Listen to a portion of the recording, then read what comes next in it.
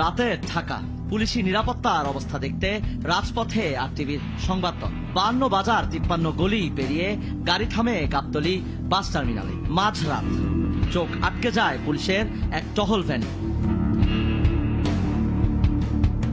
এক যুবককে জিজ্ঞাসাবাদের পর ওঠানো হয় ভ্যানে। ঘটনার শেষ দেখতে সজাগ দৃষ্টি।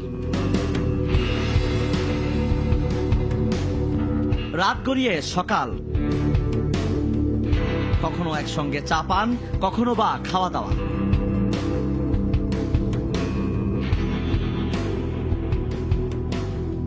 সকাল 10টা, 14 ঘন্টা পরও পুলিশ ভ্যানে বসে যুবক,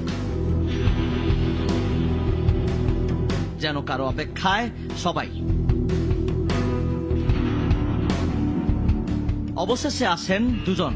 অঙ্গভঙ্গি বলছে যুবকের পরিচিত। অনেক সময় ধরে চলে দেন দরবার। মাঝে মধ্যে মোবাইল ফোনে ও পাশে থাকা একজনের সঙ্গে কথা হয়।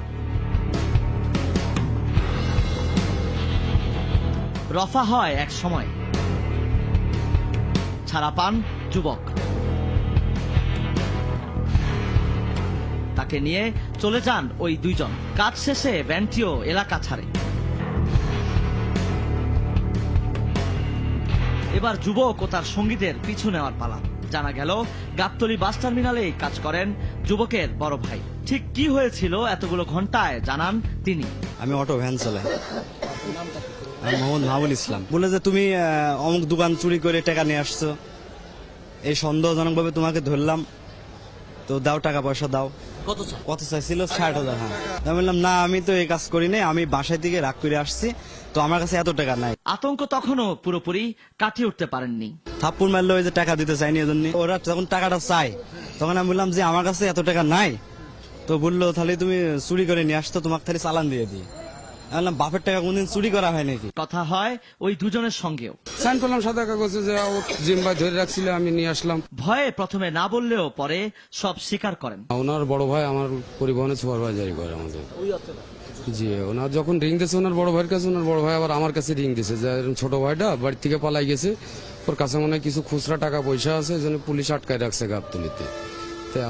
আপনি গেলি পারে ছেড়ে দেবে, আপনি একটু যান। বিশেষজ্ঞরা বলছেন দুর্নীতির এমন চর্চা বাহিনীর নিচের দিকের সদস্যদের মধ্যে বেশি। এটা আসলে নতুন কিছু না।